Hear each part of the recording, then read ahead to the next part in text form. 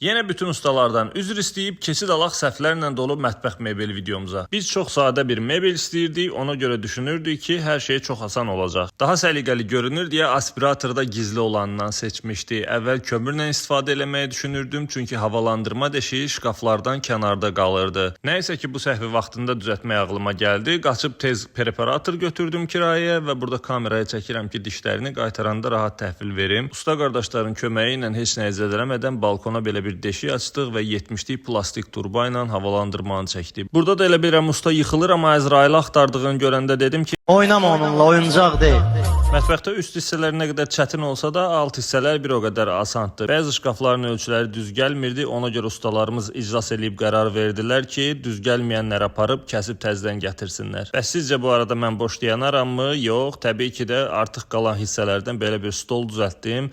Özümə lazım olmasa da kiminsə uşağının dərs oxumaya ehtiyacı varsa verə bilərəm. Burada mexanizmləri yoxluyuram, əla işləyir, materialı akril boya seçmişdik. Burada isə çox cüzi bir ikinci səhvimiz var idi.